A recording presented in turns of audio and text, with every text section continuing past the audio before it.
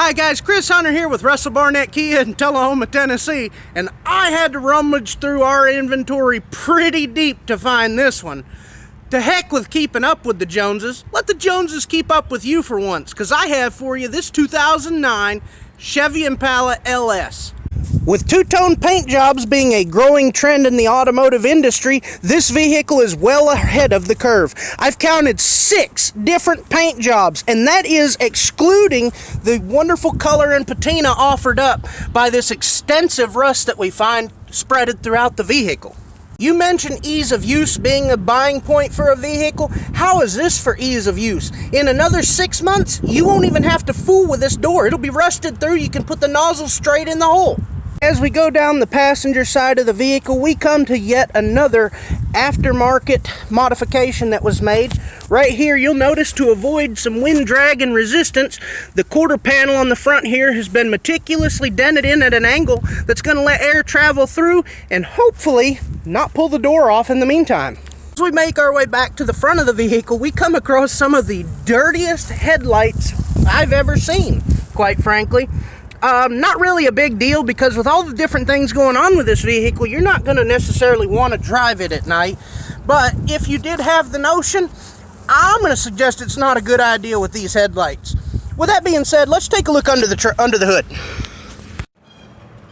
Alright, so as you can see, I tried to open the hood for you, show you the motor, but about 6 red wasps came out, and they just didn't think that was a very good idea that I do that. So the hood stays down. Take my word for it. There's an engine under there, and the wasps come with the car. I'm not doing nothing with that. As you can guess, the folks who parted with this vehicle had a terrible time coming to the decision. One of the biggest decisions that ultimately made them decide that, hey, it now is the time, is the fact that the air condenser in their air conditioning system went out on them. Therefore, they had no air conditioning in the summer. Well, that was a bummer, and a big reason they traded it.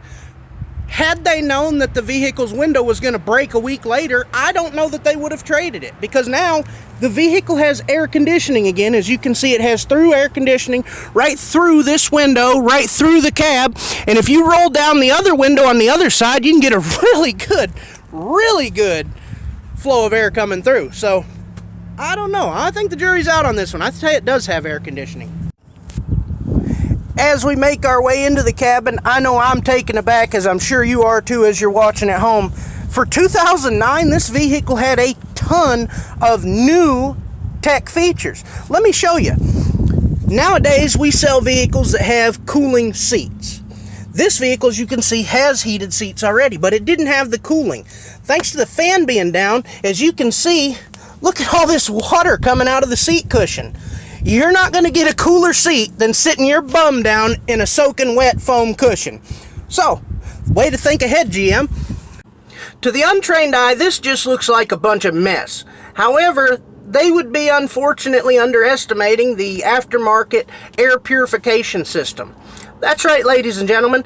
These butts and filters are painstakingly angled so that they can collect the most amount of air impurities from the cabin. Therefore, your air is going to be cleaner and much more enjoyable. This sort of technology sells all the time on new vehicles. I mean, this type of technology can cost hundreds on a new vehicle, but GM had you covered all the way back in 2009.